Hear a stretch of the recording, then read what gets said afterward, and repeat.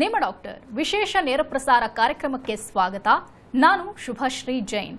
ಒತ್ತಡದ ಜೀವನ, ಬದಲಾಗ್ತಿರೋ ಜೀವನ ಶೈಲಿ, ಜನರಿಗೆ ನೂರಾರು ಆರೋಗ್ಯ ಸಮಸ್ಯೆ, ಯಾವ ಸಮಸ್ಯೆಗೆ ಯಾವ ಚಿಕಿತ್ಸೆ ಅನ್ನೋದೇ ದೊಡ್ಡ ಚಿಂತೆ. ಇಂತಹ ಸಮಸ್ಯೆ ಇರೋರಿಗೆ ಒಂದೇ ವೇದಿಕೆಯಲ್ಲಿ ಸಿಗುತ್ತೆ ಉತ್ತರ. ಇದೇ ಟಿವಿ9ನ ವಿಶೇಷ ಕಾರ್ಯಕ್ರಮ ನಿಮ್ಮ ಡಾಕ್ಟರ್.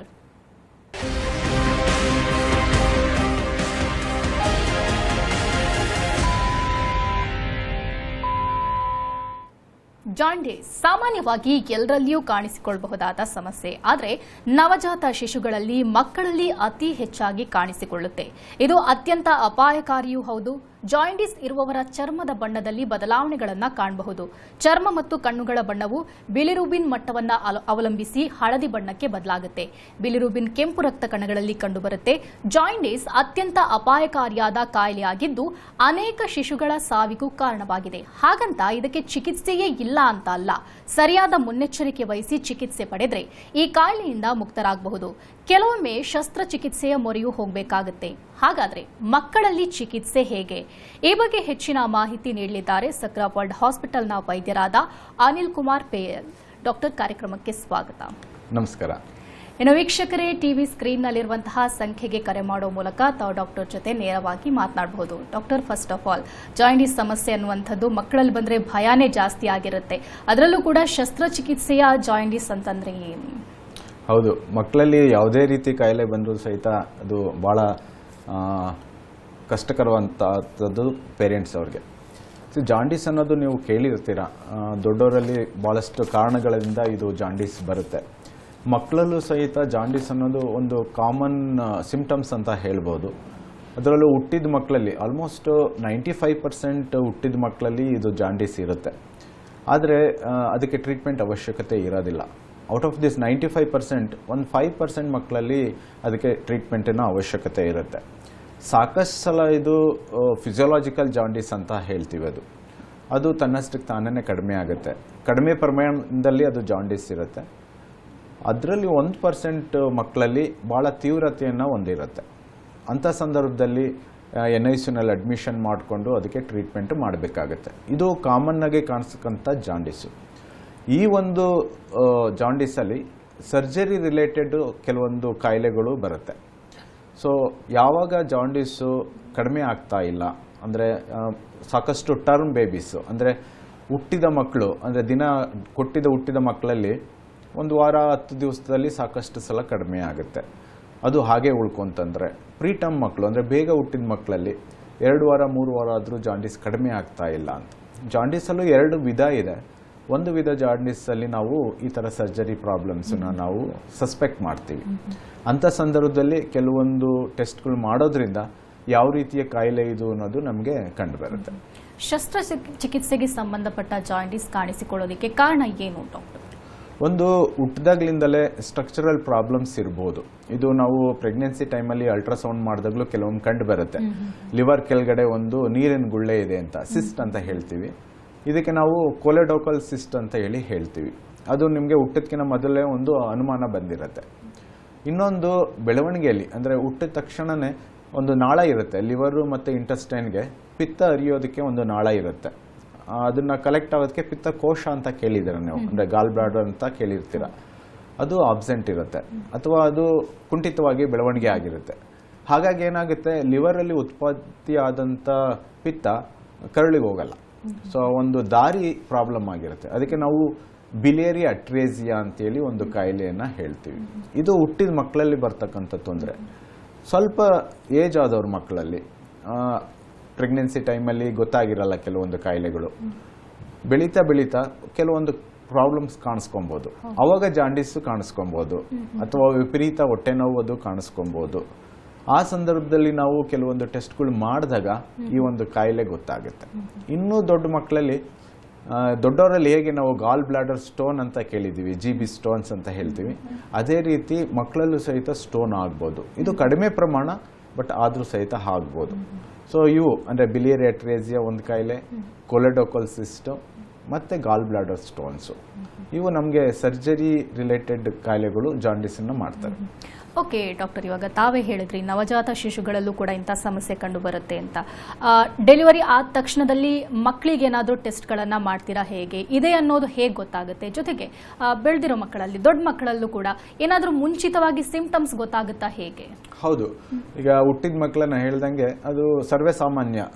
ಬಿಲಿರುಬಿನ್ ಅಂತ ಹೇಳಿ 48-72 ಅವರ್ಸ್ ಆದಮೇಲೆ ಎಲ್ಲ ಮಕ್ಕಳಿಗೂ ಸಹಿತ ಅದೊಂದು ಟೆಸ್ಟ್ ಮಾಡೇ ಮಾಡ್ತೀವಿ. ಅವಾಗ ಜಾಂಡೀಸ್ ಅಂಶ ಗೊತ್ತಾಗುತ್ತೆ. ಅದರಲ್ಲಿ 2 ಥರ ಇದೆ, ಕಾಂಜುಗೇಟೆಡ್ ಅಂಡ್ ಅನ್ಕಾಂಜುಗೇಟೆಡ್ ಅಂತ, ಅಂದರೆ ಡೈರೆಕ್ಟ್ ಅಂಡ್ ಇಂಡೈರೆಕ್ಟ್ ಅಂತ. ಸೊ ಒಂದು ವೆರೈಟಿ ಅದು ಡೈರೆಕ್ಟ್ ಅನ್ನೋದು ಜಾಸ್ತಿ ಇದ್ದಾಗ ನಮಗೆ ಪಿತ್ತ ಲಿವರಿಂದ ಅದು ಪಿತ್ತ ಕೆಳಗಡೆ ಹೋಗ್ತಾ ಇಲ್ಲ ಅನ್ನೋದು ಗೊತ್ತಾಗುತ್ತೆ. ಅದರಲ್ಲೂ ಸಾಕಷ್ಟು ಕಾರಣಗಳಿರುತ್ತೆ. ಅವಾಗ ನಾವೇನು ಮಾಡ್ತೀವಿ, ಅಲ್ಟ್ರಾಸೌಂಡ್ ಅಂತ ಒಂದು ಸ್ಕ್ಯಾನಿಂಗ್ ಮಾಡ್ತೀವಿ. ಆ ಸಂದರ್ಭದಲ್ಲಿ ಇದು ಗಾಲ್ ಬ್ಲಾಡರ್ ಏನಾರು ಆಬ್ಸೆಂಟ್ ಇರೋದ್ರಿಂದ ಏನು ಎಫೆಕ್ಟ್ ಆಗಿರುತ್ತೆ ಅದ್ರದ್ದು ಕೆಲವೊಂದು ಕುರುಹುಗಳು ನಮಗೆ ಗೊತ್ತಾಗುತ್ತೆ. ಸೊ ಆ ಸಂದರ್ಭದಲ್ಲಿ ಫರ್ದರ್ ಇನ್ವೆಸ್ಟಿಗೇಷನ್ಸ್ಗಳನ್ನ ನಾವು ಮಾಡ್ತೀವಿ. ಕೆಲವೊಂದು ಟೆಸ್ಟ್ ಇದೆ, ಅಂದರೆ ಲಿವರಿಂದ ಇದು ಪಿತ್ತ ಕೆಳಗಡೆ ಬರ್ತಾ ಇದೆಯಾ ಇಲ್ಲ ಅಂತ ನೋಡೋದಕ್ಕೋಸ್ಕರ. ಅದು ಹಿಡಾ ಸ್ಕ್ಯಾನ್ ಅನ್ನೋದು ಒಂದು ಸ್ಪೆಷಲ್ ಸ್ಕ್ಯಾನ್. ಅಂದರೆ ಮಗುಗೆ ಅದು ಇಂಜೆಕ್ಷನ್ ಕೊಟ್ಬಿಟ್ಟು ಅದು ಲಿವರ್ ಅದು ಮೆಡಿಸಿನ್ನ ತಗೊಂಡ್ಬಿಟ್ಟು ಅದು ಕರಳಿಗೆ ಹೋಗುತ್ತೆ. ಆ ಒಂದು ದಾರಿನ ನಾವು special scanning, radio isotope scan ಅಂತ ಹೇಳ್ತೀವಿ. ಅದ್ರ ಮೂಲಕ ಗೊತ್ತಾಗುತ್ತೆ ನಮಗೆ.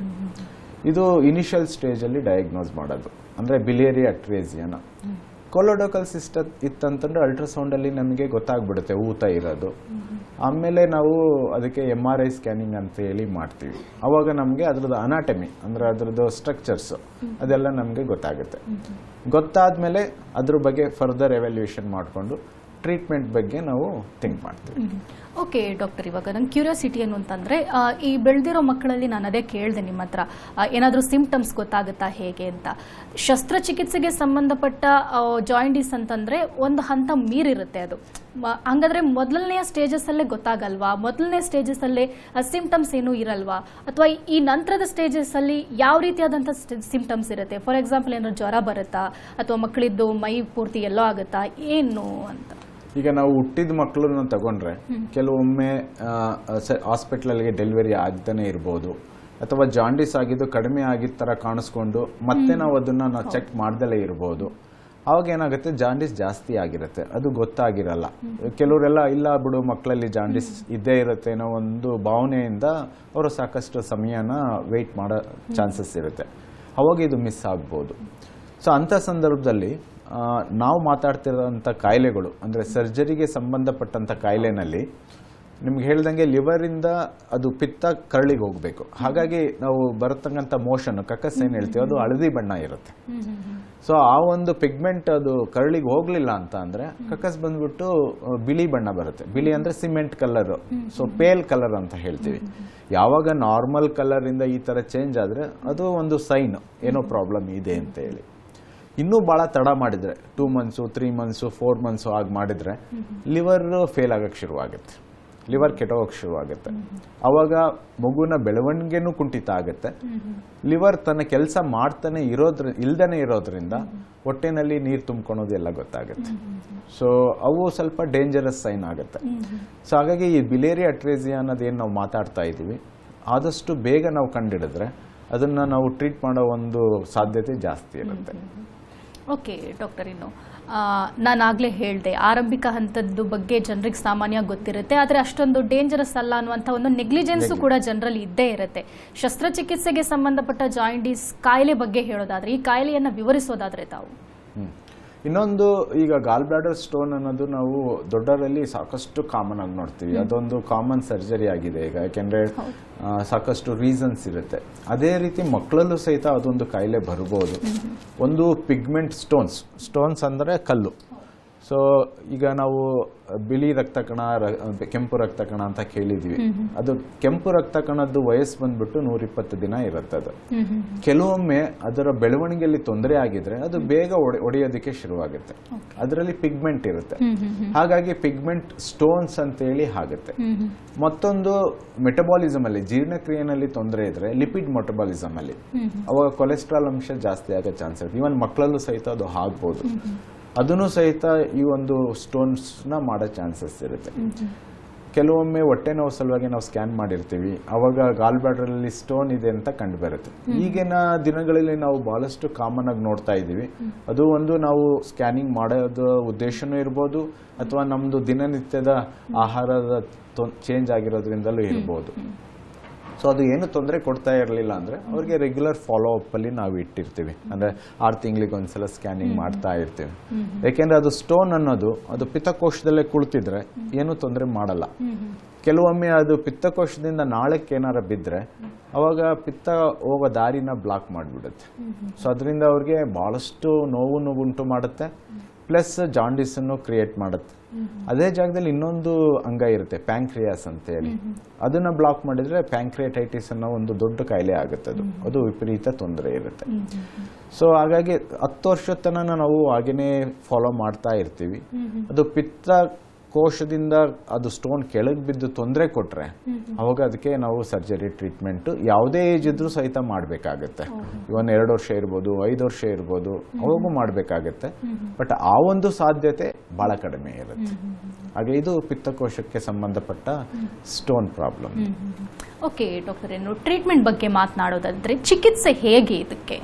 ಹೌದು, ಈಗ ಬಿಲಿಯರಿ ಅಟ್ರೇಸಿಯಾ ಅಂತ ಹೇಳಿದೆ ನಾನು. ಅಂದ್ರೆ ಲಿವರ್ ಇಂದ ಕರಳಿಗೆ ಏನು ಕನೆಕ್ಷನ್ ಇದೆ, ಆ ನಾಳ ತೊಂದರೆ ಆಗಿರುತ್ತೆ, ಬೆಳವಣಿಗೆ ಆಗಿರಲ್ಲ, ಅಥವಾ ಅದು ಕ್ಲೋಸ್ ಆಗ್ಬಿಟ್ಟಿರುತ್ತೆ. ಅದಕ್ಕೆ ನಾವು ದಾರಿನ ಮಾಡಬೇಕು. ಸೊ ಹಾಗಾಗಿ ಇದನ್ನ ನಾವು ಬೇಗ ಕಂಡುಹಿಡಿಯೋದು ಬಹಳ ಒಳ್ಳೇದು. ಯಾಕೆಂದ್ರೆ ಎಷ್ಟು ದಿನ ಲೇಟ್ ಆಗುತ್ತೆ ಅಷ್ಟು ದಿನ ಲಿವರ್ ಇಂದ ಅದು ಪಿತ್ತ ಉತ್ಪತ್ತಿ ಆಗಿದ್ದು ಹೊರಗಡೆ ಬರ್ತಾ ಇರಲ್ಲ. ಹಾಗಾಗಿ ಲಿವರ್ ಅನ್ನ ಡ್ಯಾಮೇಜ್ ಮಾಡಕ್ ಶುರು ಮಾಡುತ್ತೆ. ಸೊ ಹಾಗೆ ಅದು ದಾರಿನ ನಾವು ಬೇಗನೆ ಕಂಡುಹಿಡಿದು ಅದಕ್ಕೆ ನಾವು ಕನೆಕ್ಷನ್ಸ್ ಕೊಡ್ಬೇಕಾಗುತ್ತೆ. ಇದು ನಮ್ದು ಲಿಟ್ರೇಚರ್ ಪ್ರಕಾರ ಏನ್ ಹೇಳ್ತೀವಿ ಅಂದ್ರೆ ವಿತಿನ್ 2 months ನಾವೇನಾದ್ರೂ ಇದನ್ನ ಕಂಡಿಡ್ಕೊಂಡು ಅದಕ್ಕೆ ಸರ್ಜರಿ ಮಾಡಿದ್ರೆ ಸಕ್ಸಸ್ ರೇಟ್ ಚೆನ್ನಾಗಿರುತ್ತೆ ಅಂತ ಹೇಳಿ. ಸೊ ಅದಕ್ಕೆ ಟ್ರೀಟ್ಮೆಂಟ್ ಬಂದ್ಬಿಟ್ಟು ಹೌದು, ಮಕ್ಕಳಲ್ಲಿ ಇದು ಒಂದು ದೊಡ್ಡ ಸರ್ಜರಿ ಅಂತ ಹೇಳ್ಬೋದು. ಅದಕ್ಕೇನು ಕನೆಕ್ಷನ್ ಇರುತ್ತೆ ಬಟ್ ಅದು ಓಪನ್ ಆಗಿರಲ್ಲ, ಅದನ್ನೆಲ್ಲ ಕ್ಲಿಯರ್ ಮಾಡಿಬಿಟ್ಟು ಆ ಮಗುವನ್ನೇ ಕರಳನ್ನ ನಾವು ಯೂಸ್ ಮಾಡಿಕೊಂಡು ಟ್ಯೂಬ್ನಾಗಿ ಮಾಡಿ ಲಿವರ್ ನಿಂದ ಕರಳಿಗೆ ನಾವು ಕನೆಕ್ಷನ್ಸ್ ಕೊಡ್ತೀವಿ. ಇದಕ್ಕೆ ಒಂದು ಸ್ಪೆಷಲ್ ಹೆಸರಿದೆ, ಕಸಾಯಿ ಪ್ರೊಸೀಜರ್ ಅಂತ ಹೇಳಿ. ಅಂದ್ರೆ ಅದು ಟ್ರ್ಯಾಕ್ಟ್ ನ ಎಕ್ಸೈಸ್ ಮಾಡಿಬಿಟ್ಟು ಹೆಪಾಟಿಕೋ ಜುಜೊನಾಸ್ಟಮಿ ಅಂತ. ಹೆಪಾಟಿಕ್ ಅಂದ್ರೆ ಲಿವರ್, ಜುಜೊನಮ್ ಅಂದ್ರೆ ಇಂಟೆಸ್ಟೈನ್. ಅದಕ್ಕೂ ನಾವು ಕನೆಕ್ಷನ್ಸ್ ಕೊಡ್ತೀವಿ. ಅವಾಗ ಲಿವರ್ ಅಲ್ಲಿ ಉತ್ಪತ್ತಿ ಆಗಿದ್ದ ಪಿತ್ತ ಏನಿರುತ್ತೆ ಅದು ಡೈರೆಕ್ಟ್ ಇಂಟೆಸ್ಟೈನ್ಗೆ ಹೋಗುತ್ತೆ. ಸೊ ಹಾಗೆ ಇದನ್ನ ವಿತಿನ್ 2 months ಮಾಡಿದ್ರೆ ಅದ್ರ ಸಕ್ಸಸ್ ರೇಟ್ ಚೆನ್ನಾಗಿರುತ್ತೆ. ಲೇಟ್ ಆದಷ್ಟು ನಾವು ಕನೆಕ್ಷನ್ ದಾರಿನ ಸರಿ ಮಾಡಿರ್ತೀವಿ, ಆದ್ರೆ ಆರ್ಗನ್ಗೆ ಆಲ್ರೆಡಿ ಡ್ಯಾಮೇಜ್ ಆಗ್ಬಿಟ್ಟಿರುತ್ತೆ. ಸೊ ರಿಕವರಿ ಎಲ್ಲ ಸ್ವಲ್ಪ ಡಿಲೇ ಆಗುತ್ತೆ, ಕೆಲವು ಟೈಮ್ ರಿಕವರಿ ಆಗದೇನೂ ಇರ್ಬೋದು. ಇದು ಬಿಲಿಯರಿ ಅಟ್ರೇಸಿಯಾ ತೊಂದರೆ. ಇದು ಮತ್ತೊಂದು ತೊಂದರೆ ಕೋಲೆಡೋಕಲ್ ಸಿಸ್ಟ್ ಅಂತ. ಇದರಲ್ಲಿ ದಾರಿ ಇರುತ್ತೆ, ಊತ ಇರುತ್ತೆ. ಸೊ ಹಾಗಾಗಿ ಪಿತ್ತ ಸರಾಗವಾಗಿ ಹೋಗ್ತಾ ಇರಲ್ಲ ಕರಳಿಗೆ. ಸೊ ಅವಾಗ ನಾವು ಅದನ್ನ ತೆಗಿಬೇಕಾಗತ್ತೆ. ತೆಗೆದ್ಬಿಟ್ಟು ಇದೇ ರೀತಿಯಾಗಿ ಲಿವರು ಮತ್ತೆ ಇಂಟೆಸ್ಟೈನ್ಗೆ ನಾವು ಕನೆಕ್ಷನ್ಸ್ ಕೊಡ್ತೀವಿ. ಇದು ನಾವು ಪ್ರೆಗ್ನೆನ್ಸಿ ಟೈಮಲ್ಲಿ ಡಯಾಗ್ನೋಸ್ ಮಾಡಿದ್ರೆ ಹುಟ್ಟಿದಾದ್ಮೇಲೆ ಸ್ಕ್ಯಾನಿಂಗ್ ಮಾಡಿಬಿಟ್ಟು ಅದನ್ನ ಕಂಡಿಡ್ಕೊಂತೀವಿ. ಸೊ ಇಮಿಡಿಯೇಟ್ ಸರ್ಜರಿ ಅವಶ್ಯಕತೆ ಇರೋದಿಲ್ಲ ಇದಕ್ಕೆ. ಪ್ರಾಬಬ್ಲಿ 6 months ಆದ್ಮೇಲೆ ಇದಕ್ಕೊಂದು ನಾವು ಸರ್ಜರಿ ಮಾಡ್ತೀವಿ. ಯಾಕೆ ಸರ್ಜರಿ ಮಾಡ್ಬೇಕು? ದಾರಿ ಇದೆ, ಊತ ಇದೆ, ಆದ್ರೂ ಯಾಕೆ ಸರ್ಜರಿ ಮಾಡ್ಬೇಕಂದ್ರೆ ಆ ಪಿತ್ತ ಕರೆಕ್ಟ್ ಆಗಿ ಹೋಗ್ಲಿಲ್ಲ ಅಂತ ಅಂದ್ರೆ ಅದು ಇನ್ಫೆಕ್ಷನ್ ನ ಕ್ರಿಯೇಟ್ ಮಾಡುತ್ತೆ. ಸೊ ಅದು ಪದೇ ಪದೇ ಇನ್ಫೆಕ್ಷನ್ ಆದ್ರೆ ಒಂದು ಮಗುಗೆ ತೊಂದರೆ ಆಗುತ್ತೆ, ಇನ್ನೊಂದು ನಾವು ಸರ್ಜರಿ ಮಾಡೋದಕ್ಕೂ ಸಹಿತ ಕಷ್ಟಕರವಾಗುತ್ತೆ. ಯಾಕೆಂದ್ರೆ ಅಲ್ಲಿ ಬಹಳ ಇಂಪಾರ್ಟೆಂಟ್ ಆದ ಸ್ಟ್ರಕ್ಚರ್ಸ್ ಇರುತ್ತೆ. ಲಿವರ್ಗೆ ಹೋಗ್ತಂತ ರಕ್ತನಾಳುಗಳೆಲ್ಲ ಬಹಳ ಇಂಪಾರ್ಟೆಂಟ್ ಇರುತ್ತೆ. ಸೊ ಅವುಗಳಿಗೆ ಡ್ಯಾಮೇಜ್ ಆಗೋ ಚಾನ್ಸಸ್ ಇರುತ್ತೆ. ಹಾಗಾಗಿ ಅವ್ರಿಗೆ ಕ್ಲೋಸ್ ಫಾಲೋ ಅಪ್ ಅಲ್ಲಿ ನಾವು ಇಟ್ಕೊಂಡು 6 months ಆದ್ಮೇಲೆ ನಾವು ಸರ್ಜರಿ ಮಾಡ್ತೀವಿ. ಬಟ್ ಕೆಲವೊಮ್ಮೆ ಗೊತ್ತಾಗಿರಲ್ಲ, ಅವರು ಬಹಳ ವರ್ಷ ಆದ್ಮೇಲೆ ಬರ್ತಾರೆ. 1 ವರ್ಷ ಇರ್ಬೋದು, 5 ವರ್ಷ ಇರ್ಬೋದು, 10 ವರ್ಷ ಇರ್ಬೋದು. ಅವಾಗ ಡಯಾಗ್ನೋಸ್ ಮಾಡಿದ್ಮೇಲೆ ಇಮಿಡಿಯೇಟ್ ಆಗಿ ನಾವು ಪ್ಲಾನ್ ಮಾಡಿ ಅದಕ್ಕೆ ನಾವು ಸರ್ಜರಿಯನ್ನ ಮಾಡ್ತೀವಿ. ಅಂದ್ರೆ ಅಷ್ಟೊಂದು ಲಾಂಗ್ ಟರ್ಮ್ ವರೆಗೆ ಗೊತ್ತಾಗದೆ ಇರುತ್ತಾ ಡಾಕ್ಟರ್? ಹೌದು. ಬಿಲಿಯರಿ ಅಟ್ರೇಸಿಯಾ ಅನ್ನೋ ಕಾಯಿಲೆ ಗೊತ್ತಾಗ್ದಂಗೆ ಇರೋದಿಲ್ಲ. ಯಾಕೆಂದ್ರೆ ಪಿತ್ತನೆ ಕೆಳಗೆ ಹೋಗ್ತಾ ಇರಲಿಲ್ಲ ಅಂದ್ರೆ ಲಿವರ್ ತೊಂದರೆ ಆಗ್ಬಿಟ್ಟು ಮಗುವಿನಲ್ಲಿ ಸಾಕಷ್ಟು ಸಿಂಪ್ಟಮ್ಸ್ಗಳು ಕಾಣ್ಬರುತ್ತೆ. ವೆರಸ್ ಇದು ಕೋಲೆಡೋಕಲ್ ಸಿಸ್ಟಮ್ ಅದು ಮಾರ್ಗ ಇರೋದ್ರಿಂದ ಅಷ್ಟು ಬೇಗ ಗೊತ್ತಾಗಲ್ಲ, ಕೆಲವೊಮ್ಮೆ ಮಿಸ್ ಆಗೋ ಚಾನ್ಸಸ್ ಇರುತ್ತೆ. ಇನ್ಫ್ಯಾಕ್ಟ್ ಅಡಲ್ಟ್ಸ್ ಅಲ್ಲಿ ಅಂದ್ರೆ ಕೆಲವೊಮ್ಮೆ ವಯಸ್ಸಾದ್ಮೇಲೂ ಕಂಡು ಬರುತ್ತೆ ಅಂದ್ರೆ ಅದು ಚೆಕ್ ಮಾಡಿರಲ್ಲ, ಅದಕ್ಕೆ ವೇರಿಯಸ್ ರೀಸನ್ ಅಲ್ಲಿ ಚೆಕ್ ಮಾಡಿದಾಗ ಕಂಡು ಬರುತ್ತೆ. ಅಥವಾ ಈಗ ನಾವು ಡಿಫ್ರೆಂಟ್ ಆರ್ಗನ್ಗೆ ತೊಂದರೆ ಅಂತ ಹೇಳಿದ್ವಲ್ಲ, ಅಂದ್ರೆ ಪ್ಯಾಂಕ್ರಿಯಟೈಟಿಸ್ ಅಂತ ಹೇಳಿದ್ವಲ್ಲ, ಈ ತರ ಬಂದಾಗ ಅಲ್ಲಿ ಊತಗಳು ಕಂಡು ಬರುತ್ತೆ. ಸೊ ಆ ಟೈಮಲ್ಲಿ ನಾವು ಸ್ಪೆಷಲ್ ಸ್ಕ್ಯಾನಿಂಗ್ MRCP ಅಂತೇಳಿ MRI ಸ್ಕ್ಯಾನಿಂಗ್ ಅಂತೇಳಿ ಮಾಡಿದಾಗ ಅವಾಗ ಕಂಡು ಬರುತ್ತೆ. ಆ ಸಂದರ್ಭದಲ್ಲಿ ಅದನ್ನ ಸರ್ಜರಿ ಮಾಡಿ ನಾವು ಗುಣಪಡಿಸಬೇಕಾಗುತ್ತೆ. ಓಕೆ ಡಾಕ್ಟರ್, ಆಕ್ಚುಲಿ ಶಸ್ತ್ರಚಿಕಿತ್ಸೆ ಅಂತ ಹೆಸರು ಕೇಳಿದ್ರೇನೆ ಸಾಕಷ್ಟು ಜನ ಭಯ ಪಡ್ತಾರೆ. ಅಂಥದ್ರಲ್ಲಿ ಈ ಪುಟ್ಟ ಪುಟ್ಟ ಮಕ್ಕಳಿಗೆ ಮಾಡ್ತಾರಾ, ಹೇಗೆ ಮಾಡಿದ್ರೆ ಹಿಂಗೆ? ಹೌದು, ಇದು ಎಲ್ಲ ಡಾಕ್ಟರ್ ಸಹಿತ ಅದು ಸರ್ಜರಿ ಮಾಡೋದಕ್ಕೆ ಆಗೋದಿಲ್ಲ. ಸೊ ನಾವು ಸಣ್ಣ ಮಕ್ಕಳಲ್ಲಿ ನಾವು ಸರ್ಜರಿ ಮಾಡೋದಕ್ಕೆ we are paediatric surgeons. So ಅದಕ್ಕೆ ನಾವು ಟ್ರೈನ್ ಆಗಿರ್ತೀವಿ. ಇವನ್ ಹುಟ್ಟಿದ ಮಗುಗೆ 1 ದಿನ 2 ದಿನದಲ್ಲಿ ಮೇಜರ್ ಸರ್ಜರಿನ ನಾವು ಮಾಡ್ತೀವಿ. ಕೆಲವೊಮ್ಮೆ ಅನ್ನನಾಳ ಡೆವಲಪ್ ಆಗಿರಲ್ಲ. ಈಗ ಅನ್ನನಾಳನೇ ಇರ್ಲಿಲ್ಲ ಅಂದ್ರೆ ಹೇಗೆ ಮಗು ಬದುಕುತ್ತೆ? ಕೆಲವು ಟೈಮು ಕರಳೆಲ್ಲ ಎದೆ ಭಾಗದಲ್ಲಿ ಇರುತ್ತೆ, ಡಯಾಫ್ರಾಮೆಟಿಕ್ ಹರ್ನಿಯಾ ಅಂತ ಹೇಳ್ತೀವಿ. ಸೊ ಈ ತರ ಕಾಯಿಲೆ ನಾವು 1 ದಿನ 2 ದಿನ 3 ದಿನ ಇದ್ದಾಗ ಮಾಡ್ತೀವಿ. ಕೆಲವೊಮ್ಮೆ ಇಂಟೆಸ್ಟೈನ್ ಕಂಟಿನ್ಯೂಟಿ ಇರಲ್ಲ. ಈಗ ಇಂಟೆಸ್ಟೈನ್ ಅಂದ್ರೆ ಟ್ಯೂಬ್ ಇರುತ್ತಲ್ವಾ, ನಾವು ಊಟ ಮಾಡಿದ್ದು ಅದು ಕೆಳಗಡೆ ಹೋಗ್ಬೇಕು, ಬಂದಾಗ್ಬಿಟ್ಟಿರುತ್ತೆ. ಅದಕ್ಕೆ ಇಂಟೆಸ್ಟೈನಲ್ ಅಟ್ರೇಸಿಯಾ ಅಂತ ಹೇಳ್ತೀವಿ. ಅದನ್ನ ನಾವು ಸರ್ಜರಿ ಮಾಡಬೇಕಾಗುತ್ತೆ. ಕೆಲವೊಮ್ಮೆ ಕಕಸ್ ಜಾಗನೇ ಓಪನ್ ಇರಲ್ಲ, ಅದಕ್ಕೆ ಏನೋ ರೆಕ್ಟಲ್ ಮಾಲ್ಫಾರ್ಮೇಷನ್ಸ್ ಅಂತ ಹೇಳ್ತೀವಿ. ಅದಕ್ಕೆ ನಾವು 2ನೇ ದಿನ 1ನೇ ದಿನದಲ್ಲೇ ಸರ್ಜರಿ ಮಾಡಬೇಕಾಗುತ್ತೆ. ಅಂದ್ರೆ ಏನ್ ಹೇಳ್ತಾ ಇದ್ದೀನಿ ಅಂದ್ರೆ ಪೀಡಿಯಾಟ್ರಿಕ್ ಸರ್ಜನ್ ಅನ್ನೋ doctors they are the super specialist doctor. ಅವರು they are train to treat the smaller babies. ಕೆಲವೊಮ್ಮೆ ಈಗ ಪ್ರೀಟಮ್ ಬೇಬೀಸ್ ಹುಡ್ತಾರೆ, ವೇರಿಯಸ್ ರೀಸನ್ ಇಂದ 500 ಗ್ರಾಮು 700 ಗ್ರಾಮು 1 kg ಮಕ್ಕಳೆಲ್ಲ ಹುಡ್ತಾರೆ. ಅಂತ ಮಕ್ಕಳಲ್ಲಿ ಕರುಳು ವೀಕ್ ಇರುತ್ತೆ. ಸೊ ಕೆಲವೊಮ್ಮೆ ಹೋಲ್ ಆಗ್ಬಿಡುತ್ತೆ, ಕರಳಲ್ಲಿ ತೂತ ಆಗ್ಬಿಡುತ್ತೆ. ಸೊ ಹಾಗಾಗಿ ನಾವು 600 700 ಮಕ್ಕಳಲ್ಲೂ ಸಹಿತ ಹೊಟ್ಟೆ ಆಪರೇಷನ್ ಮಾಡಿ ಅದು ಹೋಲ್ನೆಲ್ಲ ಸರಿ ಮಾಡಬೇಕಾಗುತ್ತೆ. ಸೊ ಪರಿಣಿತರ ಹತ್ರ ಹೋದ್ರೆ ಅದಕ್ಕೆ ಸರಿಯಾದ ಚಿಕಿತ್ಸೆ ಆಗುತ್ತೆ. ಹಾಗಾಗಿ ಈ ಕಾಯಿಲೆ ನಾನು ಹೇಳ್ತಾ ಇದ್ದೀನಿ, ಬಿಲಿಯರಿ ಅಟ್ರೇಸಿ ಇರ್ಬೋದು, ಕೊಲೊಡೋಕಲ್ ಸಿಸ್ಟ್ ಇರ್ಬೋದು, ಗಾಲ್ ಬ್ಲಾಡರ್ ಸ್ಟೋನ್ಸ್ ಇರ್ಬೋದು, ಸಣ್ಣ ಮಕ್ಕಳಲ್ಲಿ ಮಾಡ್ಬೇಕಂದ್ರೆ ಪೀಡಿಯಾಟ್ರಿಕ್ ಸರ್ಜನ್ಸ್. ಸೊ ಈ ತರ ಕಾಯಿಲೆಗಳು ಕಂಡು ಬಂದ್ರೆ ಅವ್ರ ಹತ್ರ ನೀವು ಹೋದ್ರೆ ಸರಿಯಾದ ಚಿಕಿತ್ಸೆ ಆಗುತ್ತೆ. ಓಕೆ ಡಾಕ್ಟರ್, ಇವಾಗ ಅಫ್ಕೋರ್ಸ್ ಪೇರೆಂಟ್ಸ್ಗಳಿಗೆ ಒಂದು ಚಿಂತೆ ಇದ್ದೇ ಇರುತ್ತೆ. ಇಷ್ಟು ಸಣ್ಣ ಮಗುವಿನಲ್ಲಿ ಒಂದು ಶಸ್ತ್ರಚಿಕಿತ್ಸೆ ಆಗಿದೆ, ಅವನ ಫ್ಯೂಚರ್ ಹೆಂಗಿರುತ್ತೋ, ಹೇಗೆ ಮುಂದೆ ಯಾವ ರೀತಿಯಾದ ಸಮಸ್ಯೆ ಕಂಡು ಬರುತ್ತೋ ಏನೋ ಅಂತ ಆತಂಕ ಇದ್ದೇ ಇರುತ್ತೆ. ಹೆಂಗೆ ಮುಂದೆ ಏನಾದರೂ ಸಮಸ್ಯೆ ಕಾಣಿಸ್ಕೊಳ್ಳುತ್ತಾ, ಹೇಗೆ? ಮಕ್ಕಳಲ್ಲಿ ಹುಟ್ಟಿದಾಗೆ ಬಂದಂತ ಕಾಯಿಲೆಗಳಿಗೆ ಟ್ರೀಟ್ಮೆಂಟ್ ಮಾಡಿದ ತಕ್ಷಣ that is not the end. ಅದಕ್ಕೆ ಫಾಲೋ ಅಪ್ ಮಾಡಬೇಕಾಗುತ್ತೆ. ಕೆಲವೊಮ್ಮೆ ಸಣ್ಣ ಸಣ್ಣ ತೊಂದರೆಗಳು ಇರ್ಬೋದು, ಕೆಲವು ಟೈಮ್ ದೊಡ್ಡ ತೊಂದರೆಗಳು ಕಾಣಿಸ್ಕೊಬಹುದು. ಈಗ ಬಿಲಿಯರಿ ಅಟ್ರೇಸಿಯಾ ಅನ್ನೋ ಒಂದು ಕಾಯಿಲೆ ಒಂದು ಮಾರ್ಗ ತೊಂದರೆ ಇರುತ್ತೆ ಹೊರಗಡೆದು, ಅದನ್ನ ನಾವು ಸರಿ ಮಾಡ್ತೀವಿ. ಲಿವರ್ ಒಳಗಡೆನೂ ಸಹಿತ ಮಾರ್ಗ ಇರುತ್ತೆ, ಅದು ಡೆವಲಪ್ ಆಗಿರಲಿಲ್ಲ ಅಂದ್ರೆ ಅದನ್ನ ಸರಿ ಮಾಡೋಕ್ಕಾಗಲ್ಲ. ಹಾಗಾಗಿ ನಮ್ದು ಒಂದು ರೂಲ್ ಆಫ್ ಥಂಬ್ ಏನಿದೆ ಅಂದ್ರೆ ಈ ಥರ ಮಕ್ಕಳಲ್ಲಿ ಒಂದು 30 to 40% ಮಕ್ಕಳು ಏನೂ ತೊಂದರೆ ಇಲ್ದಲೆ ಲೈಫ್ ಲಾಂಗ್ ಚೆನ್ನಾಗಿರ್ತಾರೆ. 30% ಮಕ್ಕಳು ಫಸ್ಟ್ ಕಪಲ್ ಆಫ್ ಇಯರ್ಸ್ ಚೆನ್ನಾಗಿರ್ತಾರೆ, ಆಮೇಲೆ ಅವರು ಡಿಟೋರಿಯೇಟ್ ಆಗ್ತಾ ಹೋಗ್ತಾರೆ. ಇನ್ನೂ 30% ಮಕ್ಕಳು ಲಿವರಲ್ಲಿ ಜಾಸ್ತಿ ತೊಂದರೆಗಳು ಉಂಟಾಗಿತ್ತಂತ ಅಂದರೆ, ಅಥವಾ ಭಾಳ ಲೇಟಾಗಿ ನಮ್ಮ ಹತ್ರ ಬಂದ್ರಂತ ಅಂದರೆ ನಾವು ಸರ್ಜರಿ ಮಾಡಿದ್ರೂ ಸಹಿತ ಅವರು ಸರಿಯಾಗ್ದೇ ಚಾನ್ಸಸ್ ಇರುತ್ತೆ. ಸೊ ಅಂತ ಮಕ್ಕಳಲ್ಲಿ ಲಿವರ್ ಟ್ರಾನ್ಸ್ಪ್ಲಾಂಟ್ ಅಂತ ಹೇಳಿ ಮಾಡಬೇಕಾಗುತ್ತೆ. ಇದು ಬಿಲಿಯರಿ ಅಟ್ರೇಸಿಯಾಗೆ ಸಂಬಂಧಪಟ್ಟಿದ್ದು. ಕೊಲೊಡೋಕಲ್ ಸಿಸ್ಟ್ ಸಾಕಷ್ಟು ಸಲ ತುಂಬಾ ಚೆನ್ನಾಗಿ ಆಗ್ತಾರೆ, ಲಾಂಗ್ ಟರ್ಮಲ್ಲೂ ಏನೂ ತೊಂದರೆ ಆಗೋದಿಲ್ಲ. ಕೆಲವೊಮ್ಮೆ ಇನ್ಫೆಕ್ಷನ್ ಪಾಸಿಬಿಲಿಟಿ ಇರುತ್ತೆ, ಅದನ್ನು ನಮಗೆ ಅವರು ಫಾಲೋ ಅಪ್ ಮಾಡೋ ಟೈಮಲ್ಲಿ ಅದನ್ನೆಲ್ಲ ನಾವು ಡಿಟೆಕ್ಟ್ ಮಾಡಿ ಟ್ರೀಟ್ ಮಾಡ್ತೀವಿ. ಸೊ ಲಾಂಗ್ ಟರ್ಮಲ್ಲಿ ಅವ್ರಿಗೆ ಏನೂ ತೊಂದರೆ ಆಗಲ್ಲ.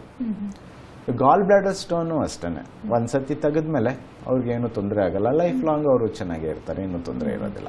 ಸಾಮಾನ್ಯವಾಗಿ ಈಗ ಮಕ್ಕಳನ್ನ ಮೇಲ್ನೋಟಕ್ಕೆ ನೋಡಿದಾಗ ಏನು ಸಮಸ್ಯೆ ಇಲ್ಲ ಅಂತ ಅನ್ಸುತ್ತೆ. ಸೊ ಪೇರೆಂಟ್ಸ್ ಏನ್ ಅನ್ಕೋತಾರೆ, ಇಷ್ಟು ಸಣ್ಣ ಮಕ್ಕಳಿಗೆ ಸರ್ಜರಿ ಮಾಡಬೇಕಾ, ಚಿಕಿತ್ಸೆ ಬೇಕಾ ಅಂತ ಸುಮ್ಮನಿದ್ಬಿಡ್ತಾರೆ. ಸೊ ಇದು ಮುಂದೆ ಯಾವ ರೀತಿಯಾದಂಥ ಪರಿಣಾಮ ಬೀರಬಹುದು? ಹೌದು, ಶಸ್ತ್ರಚಿಕಿತ್ಸೆ ಅನ್ನೋದು ಬಹಳ ಭಯವಾದ ಒಂದು ಪದ ಇದೆ. ಅದರಲ್ಲೂ ನಾವು ಸಣ್ಣ ಮಕ್ಕಳಲ್ಲಿ ಶಸ್ತ್ರಚಿಕಿತ್ಸೆ ಅಂದ್ರೆ ಅದನ್ನ ಕೇಳೋದಕ್ಕೆ ಅವರಿಗೆ ಭಯ ಆಗುತ್ತೆ. ಬಟ್ ಏನಂದ್ರೆ ಕೆಲವೊಂದು ಕಾಯಿಲೆ ನಾವು ಮಾಡ್ತಿರೋದು ಆ ಮಗುವನ್ನ ಒಳ್ಳೇದಕ್ಕಾಗೋದಕ್ಕೋಸ್ಕರ. ಈಗ ದೇವರು ಎಲ್ಲ ಒಂದು ಸ್ಟ್ರಕ್ಚರ್ನ ಕ್ರಿಯೇಟ್ ಮಾಡಿರ್ತಾನೆ, ಅದು ಹೇಗಿರ್ಬೇಕು ಹಾಗಿದ್ರೆ ಮಗು ಬೆಳವಣಿಗೆ ಚೆನ್ನಾಗಿರುತ್ತೆ. ಅದರಲ್ಲಿ ಕುಂಠಿತವಾಗಿತ್ತಂದ್ರೆ ಅದನ್ನ ಎಷ್ಟು ಬೇಗ ನಾವು ಸರಿ ಮಾಡ್ತೀವಿ ಅಷ್ಟು ಬೇಗ ಮಗುಗೆ ಚೆನ್ನಾಗಾಗುತ್ತೆ.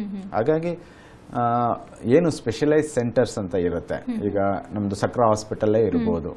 ಈಗ ನಮ್ದು ಸರ್ಜರಿ ಅಂತಂದ್ರೆ ಒಂದು ಸರ್ಜನ್ ಸ್ಕಿಲ್ ಇನ್ನೊಂದು ಅದಕ್ಕೆ ಅನಸ್ತೇಷ ಕೊಡೋ ಡಾಕ್ಟರ್ದು ಸ್ಕಿಲ್, ಪ್ಲಸ್ ಹಾಸ್ಪಿಟಲ್ ಇರ್ತಕ್ಕಂಥ ಫೆಸಿಲಿಟೀಸ್, ICU ಫೆಸಿಲಿಟಿ ಆಯಿತು, ನರ್ಸಿಂಗ್ ಕೇರ್ ಆಯಿತು, ಹೀಗೆ ಎಲ್ಲಿ ಎಲ್ಲ ಚೆನ್ನಾಗಿರುತ್ತೆ ಆ ಒಂದು ಜಾಗದಲ್ಲಿ ಹೋಗಿ ಸರ್ಜರಿ ಮಾಡಿಸ್ಕೊಂಡ್ರೆ ಏನು ಆತಂಕ ಪಡೋ ಅವಶ್ಯಕತೆನೂ ಇಲ್ಲ, ಭಯ ಪಡೋ ಅವಶ್ಯಕತೆನೂ ಇಲ್ಲ.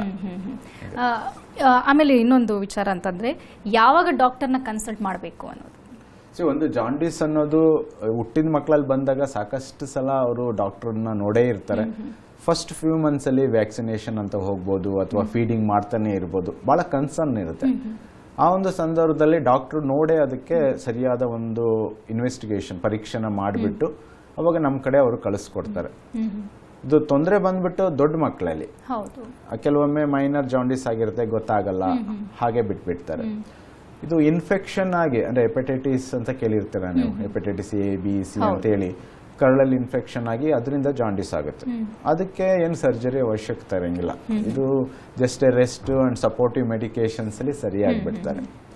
ಯಾವಾಗ ಯಾವುದೇ ಕಾಯಿಲೆ ಯಾವಾಗ ಅದು ದಿನಗಳಲ್ಲಿ ಸರಿಯಾಗಿಲ್ಲ ಅಂತಂದ್ರೆ ತಜ್ಞರ ಹತ್ರ ಹೋಗೋದು ಬಹಳ ಬೆಟರ್. ಇದು ಕೆಲವೊಮ್ಮೆ ಏನಾಗುತ್ತೆ, ಏನೋ ಒಂದು ಜ್ವರ ಬಂದ ತಕ್ಷಣ ಓಡೋಗೋ ಅವಶ್ಯಕತೆ ಇಲ್ಲ, 1-2 ದಿನ ಇದ್ದೇ ಇರುತ್ತೆ.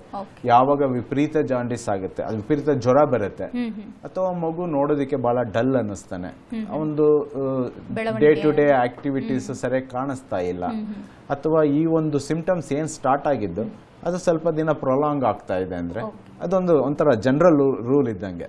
ತಜ್ಞರ ಹತ್ರ ಹೋದ್ರೆ ಅದಕ್ಕೆ ತಕ್ಕಾದ ಟೆಸ್ಟ್ಗಳು ಮಾಡಿ ಅದಕ್ಕೆ ಏನ್ ಕಾಯಿಲೆ ಅಂತ ಕಂಡಿಟ್ಕೊಂಡು ದೆನ್ ಸರಿಯಾದ ಚಿಕಿತ್ಸೆ ಆಗುತ್ತೆ. ಥ್ಯಾಂಕ್ ಯು ಡಾಕ್ಟರ್, ತಮ್ಮೆಲ್ಲ ಮಾಹಿತಿಗೆ. ನಮಸ್ಕಾರ, ಥ್ಯಾಂಕ್ ಯು. ವೀಕ್ಷಕರೇ, ಡಾಕ್ಟರ್ನ ನೇರವಾಗಿ ಭೇಟಿಯಾಗಬೇಕು ಅಂದ್ರೆ ಅಡ್ರೆಸ್ ಪ್ಲೇಟ್ ಇಂತಿದೆ, ನೋಟ್ ಮಾಡ್ಕೊಳ್ಳಿ. Sakra world hospital, outer ring ರಸ್ತೆ, ಮಾರತಳ್ಳಿ, ಬೆಳ್ಳಂದೂರು, ಬೆಂಗಳೂರು 5600-103. ದೂರವಾಣಿ ಸಂಖ್ಯೆ 080-4969-4969.